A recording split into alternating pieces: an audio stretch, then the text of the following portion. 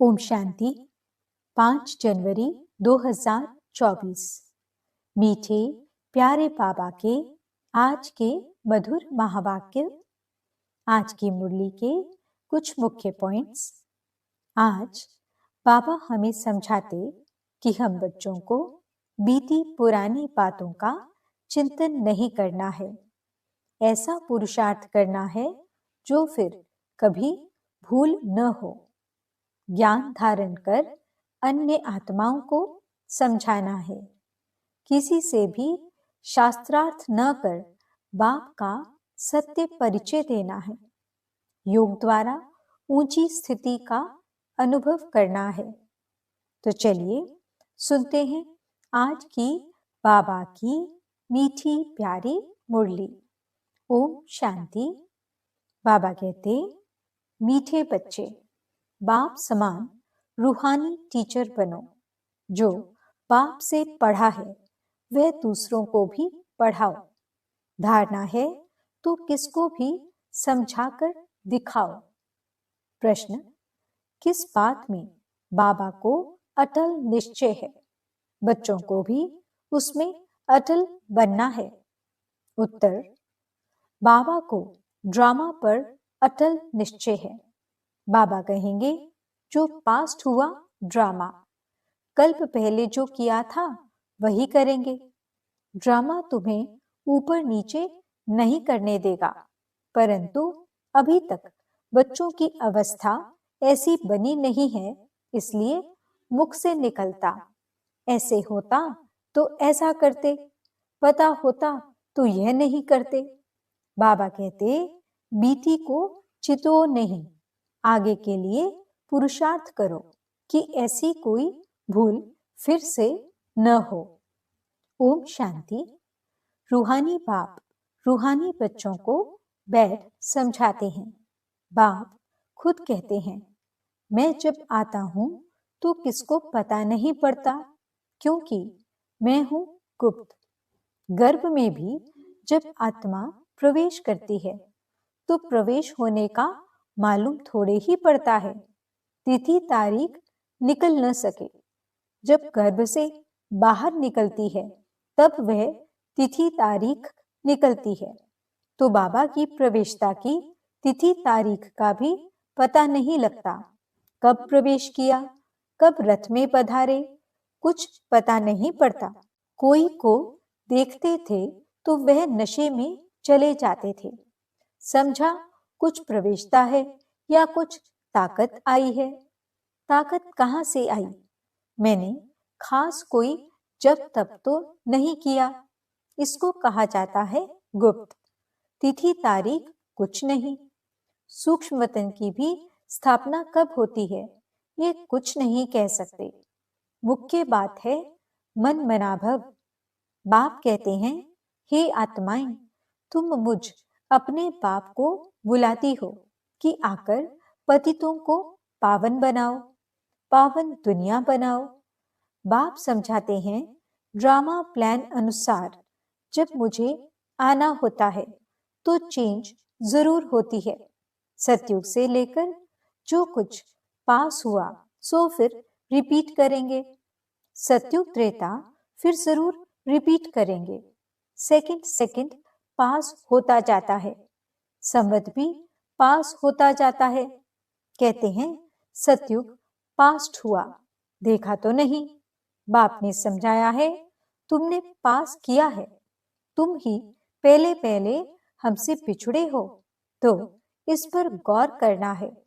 कैसे हमने 84 जन्म लिए हैं जो फिर हूबहू लेने पड़ेंगे, अर्थात दुख और सुख का पाठ बजाना पड़ेगा। सतयुग में होता है सुख। जब मकान पुराना होता है तो कहां से छत बहती है, कहां से कुछ होता रहता है, तो फुरना हो जाता है कि इसकी मरम्मत करनी है। जब बहुत पुराना हो जाता है तो समझा जाता है यह मकान रहने लायक नहीं है। नई दुनिया के लिए ऐसे नहीं कहेंगे। अब तुम नई दुनिया में चलने के लायक बनते हो। हर चीज पहले नई फिर पुरानी होती है। अब तुम बच्चों को यह ख्याल में आता है और कोई तो इन बातों को समझ न सके। गीता, रामायण आदि सुनाते रहते हैं, उसमें ही बिजी रहते हैं। हम भी इन्हीं धंधों में बिजी थे। अब बाप ने कितना समझदार बनाया है। बाबा कहते हैं, बच्चे, अब यह पुरानी दुनिया खत्म होने वाली है, अब नई दुनिया में चलना है। ऐसे भी नहीं सब चलेंगे, सब मुक्ति धाम में बैठ जाएं, यह भी कायदा नहीं है। प्रलय हो जाए। तुम जानते हो, ये पुरानी दुनिया और नई दुनिया का बहुत ही कल्याणकारी संगम युग है। अब चेंज होनी है, फिर शांति धाम में जाएंगे। वहां सुख के भासना की भी कोई बात नहीं। गायन है, यज्ञ में विघ्न पड़े सो तो पढ़ते रहते हैं, कल्प के बाद भी पढ़ते रहेंगे। तुम अब पक्के हो गए हो। यह स्थापना विनाश का कोई छोटा काम नहीं है। विघ्न किस बात में पड़ते हैं? बाप कहते हैं, काम महाशत्रु है, इस पर ही अत्याचार होते हैं। द्रौपदी की भी बात है ना, ब्रह्मचर्य पर ही सारी खिटपिट है। सतो प्रधान से तमो प्रधान बनना है जरूर, सीढ़ी उतरनी है, पुरानी दुनिया होनी है जरूर। इन सब बातों को तुम ही समझते हो और सिमरन भी करते हो, और पढ़कर पढ़ाना भी है। टीचर बनना है जरूर, नॉलेज बुद्धि में है, तब पढ़कर टीचर बनते हैं। फिर टीचर से जो सीखकर होशियार होते हैं तो गवर्नमेंट उनको पास करती है। तुम भी टीचर हो, बाप ने तुमको टीचर बनाया है। एक टीचर क्या कर सकते हैं? तुम सब हो रूहानी टीचर, तो बुद्धि में नॉलेज होनी चाहिए। ज्ञान तो बिल्कुल एक्यूरेट है, मनुष्य से देवता बनने का। अभी जितना तुम बच्चे बाप को याद करते हो तो लाइट आती रहती है। मनुष्यों को साक्षात्कार होता रहेगा, क्योंकि आत्मा प्योर बनेगी ही याद से। फिर किसको साक्षात्कार भी हो सकता है? बाप मददगार भी बैठा है। बाप हमेशा बच्चों का मददगार है, पढ़ाई में नंबरवार है। हर एक अपनी बुद्धि से समझ सकते हैं मेरे में कितनी धारणा है। अगर धारणा है तो किसको समझाकर दिखाओ। यह है धन। धन देते नहीं तो कोई मानेंगे भी नहीं कि इनके पास धन है। धन दान करेंगे तो महादानी कहेंगे। महारथी, महावीर, बात एक ही है। सब एक जैसे तो हो न सके। तुम्हारे पास कितने आते हैं? एक एक से बैठ माथा मारना होता है क्या? वो लोग अखबार द्वारा बहुत बातें सुनते हैं तो बहुत चमकते हैं। फिर जब तुम्हारे पास आकर सुनते हैं तो कहते हैं, हमने पर मत पर क्या किया, यहाँ तो बहुत अच्छा है। एक एक को ठीक करने में मेहनत लगती है। यहाँ भी कितनी मेहनत लगी है। फिर भी कोई महारथी, कोई घुड़सवार, कोई प्यादा। ये ड्रामा में पाठ है। यह तो समझते हो, आखिरी जीत तुम्हारी होनी है। जो कल्प पहले बने थे वही बनेंगे। पुरुषार्थ तो बच्चों को करना ही है। बाप राय देते हैं, समझाने की कोशिश करो। पहले तो शिव बाबा के मंदिर में जाकर सर्विस करो। तुम पूछ सकते हो, यह कौन है, इस पर क्यों पानी चढ़ाते हैं? तुम अच्छी तरह जानते हो। कहते हैं, गई टांडे पर, यानी आग लेने, और मालिक होकर बैठ गई। ये दृष्टांत भी तुम्हारा ही है। तुम जाते हो जगाने के लिए, तुमको निमंत्रण देकर बुलाते हैं, तो ऐसा निमंत्रण आए तो खुशी होनी चाहिए। काशी आदि में बड़े बड़े टाइटल देते हैं। भक्ति में कितने ढेर मंदिर हैं। यह भी एक धंधा है। कोई अच्छी स्त्री देखी तो उनको गीता कंठ कराए आगे कर देते हैं। फिर जो कमाई होती है वह मिल जाती है कुछ भी नहीं। रिद्धि सिद्धि बहुत सीखते हैं, ऐसे स्थानों पर जाना चाहिए। तुम बच्चों को कभी शास्त्रार्थ नहीं करना चाहिए। तुमको तो जाकर बाप का परिचय देना है। मुक्ति, जीवन मुक्ति दाता एक है, उनकी महिमा करनी है। वे कहते हैं अपने को आत्मा समझ मुझे याद करो। बाकी मन मना भव का अर्थ यह नहीं है कि गंगा में जाकर स्नान करो। माम एकम का अर्थ है मुझ एक को याद करो। मैं प्रतिज्ञा करता हूं, मैं तुमको सब पापों से मुक्त करूंगा। जब से रावण आया है तब से पाप शुरू हुए हैं, तो ऊंच पद पाने का बहुत पुरुषार्थ करना है। पोजीशन के लिए मनुष्य रात दिन कितना माथा मारते हैं, यह भी पढ़ाई है। इसमें कोई किताब आदि उठाने की बात नहीं है। 84 का चक्र तो बुद्धि में आ गया है, कोई बड़ी बात नहीं है।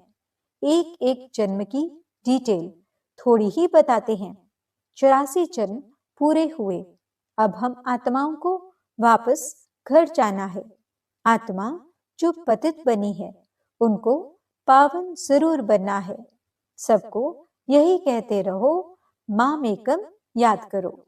बच्चे कहते हैं बाबा योग में नहीं रह सकते। अरे तुमको सम्मुख कह रहा हूं, मुझे याद करो। फिर योग अक्षर तुम क्यों कहते हो? योग कहने से ही तुम भूलते भी हो। बाप को याद कौन नहीं कर सकता? लौकिक माँ बाप को कैसे याद करते हो? यह भी माँ बाप है ना, यह भी पढ़ते हैं। सरस्वती भी पढ़ती है, पढ़ाने वाला एक बाप ही है। तुम जितना पढ़ते हो फिर औरों को समझाते हो। बाप कहते हैं बच्चे शास्त्र पढ़ने जब तप करने से मुझे प्राप्त नहीं कर सकते हो। बाकी फायदा क्या है? सीढ़ी तो उतरते ही आते हो। तुम्हारा कोई दुश्मन नहीं, फिर भी तुमको समझाना है जरूर कि पाप और पुण्य कैसे जमा होता है। रावण राज्य के बाद ही तुमने पाप करना शुरू किया है। ऐसे भी बच्चे हैं जिनको नई दुनिया पुरानी दुनिया क्या है यह भी समझाने नहीं आता है। अब बाप कहते हैं कि बेहद के बाप को याद करो, वही पतित पावन है। बाकी तुमको कहां भी जाने की जरूरत नहीं है। भक्ति मार्ग में सदैव पैर घर से बाहर निकलता था। पति स्त्री को कहते हैं श्री कृष्ण का चित्र घर में भी है, फिर बाहर क्यों जाती हो? क्या फर्क है? पति परमेश्वर है, इसको भी नहीं मानते। भक्ति मार्ग में बहुत दूर दूर ऊंचा मंदिर बनाते हैं जो मनुष्यों का भाव बैठे। तुम समझाते हो मंदिरों में कितना धक्का खाते हैं। यह एक रस्म पड़ी है। शिव काशी में तीर्थ करने जाते हैं, परंतु प्राप्ति कुछ भी नहीं। अब तुमको तो बाप की श्रीमत मिलती है, तुमको कहां भी जाना नहीं है। पतियों का पति परमेश्वर वास्तव में वह एक ही है जिसको तुम्हारे पति काके मामे सब याद करते हैं। वह है पति परमेश्वर अथवा पिता परमेश्वर। वह तुमको कहते हैं मामेकम याद करो तो तुम्हारे विकर्म विनाश होंगे। तुम्हारी ज्योत अब जग रही है तो तुम्हारे से मनुष्यों को लाइट देखने में आती है। तो बच्चों का भी नाम बाला होना चाहिए। बाप बच्चों का नाम तो बाला करते हैं ना। सुदेश बच्ची समझाने में बड़ी तीखी है, पुरुषार्थ बहुत अच्छा किया है तो पुरानों से भी आगे गई है। इसमें भी जास्ती पुरुषार्थ कर आगे चली जाएगी। सारा मदार पुरुषार्थ पर है। हार्ट फेल नहीं होना चाहिए। पिछाड़ी में आया तो भी सेकंड में जीवन मुक्ति पा सकते हैं। दिन प्रतिदिन ऐसे बहुत निकलते रहेंगे। ड्रामा में तुम्हारा विजय का पाठ तो है ही, विघ्न भी पड़ते हैं और कोई सत्संगों में ऐसे विघ्न नहीं पड़ते हैं। यहाँ विकारों पर ही हंगामा होता है। गायन भी है, अमृत छोड़ विष खाए को खाए। ज्ञान से एक देवी देवता धर्म की स्थापना हो जाती है। सतयुग में रावण राज्य हो न सके, समझानी कितनी साफ है। राम राज्य के बाजू में ही रावण राज्य भी दिखाया है। तुम टाइम भी दिखाते हो। यह है संगम। दुनिया बदल रही है। स्थापना, पालना, विनाश कराने वाला एक बाप है बहुत सहज, परंतु धारणा पूरी होती नहीं और सब बातें याद रहती हैं।